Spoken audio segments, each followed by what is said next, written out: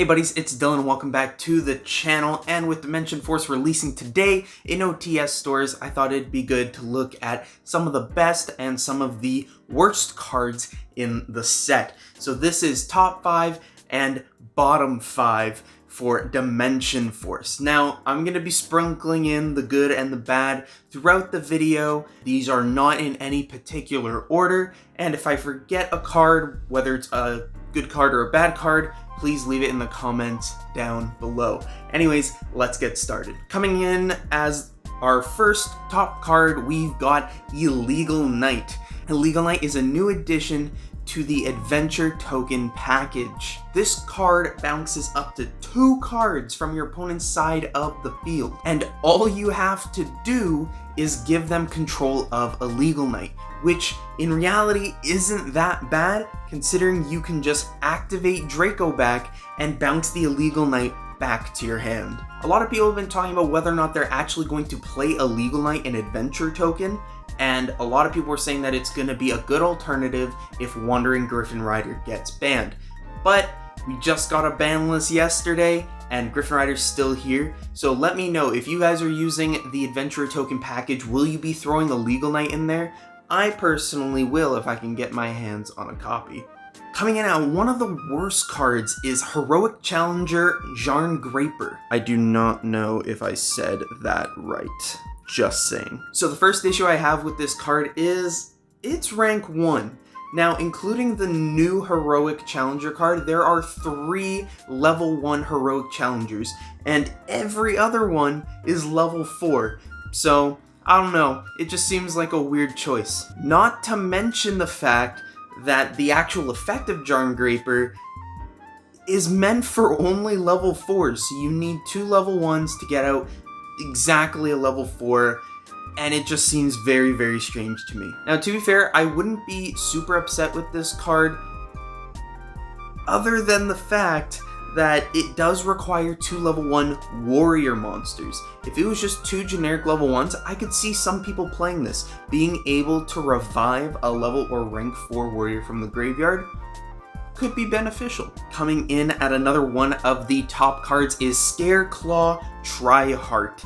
SCARECLAW Tryheart is the Link monster, the main Link monster of the SCARECLAW deck. So it's sort of like a Bagooska in a way. It switches everything to defense, and then only it's unaffected by the activated effects. It's okay. The part that I think is really cool is the second part, where it is a monster reborn that also searches. That alone makes it a pretty good card in my books. I'll be real, I haven't seen too much gameplay of the SCARECLAWs, but I think this deck, just based off of the cards that I have seen and the cards that I have read while going through my sneak peek packs, is enough to say that we'll probably be seeing this a little bit in the meta. Our second bad card is V-LAN HYDRA. V-LAN HYDRA is a common in this set, and there are some weird contradictions about the card that just really make it not good. The first one is that the target that you choose to tribute or to send has to be co-linked. Now, it's pretty much got the same arrows as transcode. I think it's actually just pointing left instead of right, if I remember correctly. It's not super hard to co-link a card with that. Any link 1 pointing down or Phoenix can point to it, but it seems weird. The biggest contradiction I have is that you summon out tokens equal to the link rating of the card you sent, but for the rest of that turn, you're not allowed to summon monsters with that link rating. So if I send a Link 2 to get 2 tokens, I can't make any more Link 2s, and same goes for 3. So I'm just gonna have to either skip a step and use the V-LAN HYDRA to go to a Link 4, or a Link 1 then to a Link 4, or I just can't summon Link 2s. I'm gonna be stuck with tokens. Number 3 for our top cards is Therion King Regulus. I know so many people are trying to get their hands on this card, and it is for good reason. Regulus is practically a monster reborn for any machine deck. You can revive any machine from your graveyard and then equip Regulus to it. Not to mention the fact that Regulus is basically an Omni Negate, so you're giving every machine deck an Omni Negate, practically. Some decks that will benefit from this, just to name a few, are Cyber Dragons, ABC, maybe potentially Drytron. I mean, Ben 10's it too. Let's see what Drytron does.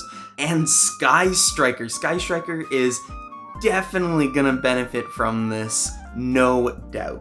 They really just turned every Sky Striker Link monster into a negate. Our third worst card is Parasomnia Pillow. So a couple issues with this card. Parasomnia Pillow, the equip spell itself has to be destroyed. It can't just be sent to the graveyard. I guess they learned their lesson with Draco back. The other thing is that if you want to continue to use the effect of Parasomnia Pillow, you can't actually do anything with the token that it summons. Because if you use that token for a Link summon, to say, or a Synchro summon, then the equip spell just gets sent and then you can't use the recurring effect again. Lastly, it's all in the end phase. That just seems like an extra step that makes this card so much worse. Sure, you can equip it onto your opponent's monster, but then you just have a token sitting there while your opponent does their turn. Evenly Matched is a card, by the way, remember that. And the last thing is Parasomnia Pillow summons out a Parasomnia token or a Pillow token, whatever, and to be honest, the only good tokens right now are Adventure token. Number 4 on the top list is Beyond the Pendulum. So many people are excited about this card. It's practically Electromite 2.0, that's what everybody's saying, and here's why. First, you get the Search, and I've been doing some testing with some really random Pendulum decks, mainly Symphonic Warrior, because they're getting support in here too. Main thing is that it lets you add a Pendulum card from deck to hand for only 1200 life points, and the restrictions on that don't really matter. It says that you can't activate the effects of your Pendulum zones until you Pendulum summon. So in my opinion, that's really not a big deal when it comes to Pendulum decks. You can just time it when you need it. Not to mention the other effect that it allows you to pop 2 cards if you summon to its zones. To be fair, the monsters have to be different levels, but that's not even an issue. The 4th worst card we have is Musical Sumo Dice Games. Now, this card took me a while to figure out. I think I remember when it first got translated from the OCG and people were making graphs on how this card is actually supposed to work. First things first, it requires 2 level 6s. I can't think of a deck where you make a lot of level 6s and want to summon out this card in particular. I just don't see a home for this guy. It all happens during your opponent's battle phase, which on its own, very weird. Don't see why they did that. It could have just been during the battle phase and probably would have been a lot better. Now, the actual mechanic of how the card works is so bad because your opponent could win the game. It is a very realistic possibility that by playing sumo dice games, you will just give your opponent the win. And once again, this card is confusing AF. I know there would be so many issues around this card if people actually started playing it, so I just don't want to see it played. We have got our last top card here, and it is Alba Leonatus the Abyss Dragon. First thing about this card, so much OTK potential. Being able to attack multiple times in the battle phase. I mean, Branded already had strong monsters to go into the battle phase with Mirror Jade and Brigand, Titaniclad. All of those cards being able to go into the battle phase were already really strong. And now they have a monster that can attack multiple times. I think we're going to be seeing a lot of Leonatus OTKs, especially in more simplified game states. Next thing about it is that it sends from either side of the field, which in its own right is pretty crazy. Not to mention the last part where it can search any fusion spell card. Considering that Verte Anaconda just got banned, this card is going to see a lot of play, and it is going to bring back the consistency of having Verte. Number 5 on the worst card list is Amphibious Bugroth Mark 11. You've probably never heard of this card, and it's okay. Neither did I till I started making this video. First off, it's a level 5, so already a bit annoying, not a super huge deal, just a little annoying to summon.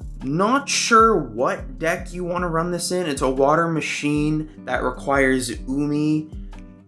I just don't see where it's going to mesh very well. But let me know, is there a deck that Bugroth fits into that I just don't know about? So it gains 700 attack while Umi is on the field, but you can't attack directly with it.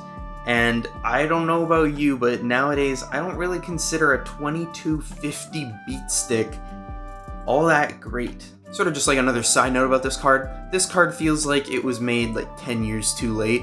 I could see this coming out around the times of the original Amphibious Bugroths, but I just don't see anybody really using this card anytime in the near future. Okay, that is it for the top 5 and bottom 5 cards. Although before we go, I do want to make one honorable mention for another top card. The honorable mention that we're going to be talking about is Extra Pendulum. Now, the name is pretty self-explanatory.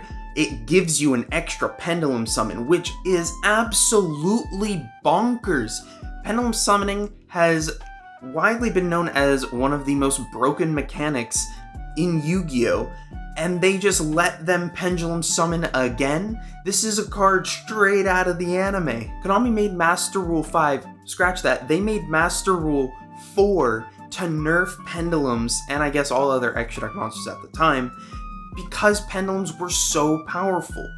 And then they made Master Rule 5 to let every other summoning mechanic play except for Pendulums. They made a revision to the Master Rule to make Pendulums even worse, and now they're just giving them another Pendulum summon. What are they trying to tell us? Anyways, that is it. I hope you guys enjoyed. Like I said, did I leave out any of the cards that you think are really good in this set? Did I leave out any of the cards that you think are really bad in this set? Let me know. I personally wanted to talk about the Symphonic support. I am super excited to play that deck, and the support that they got is actually pretty good. Thank you guys so much for watching. I hope you enjoyed. And like I said, Dimension Force is out today at OTS stores, which means you can go to fusiongamingonline.com and use code TheBuddyForce6 for 6% off. Please like, comment, and subscribe. Thanks for watching, and I'll see you next time.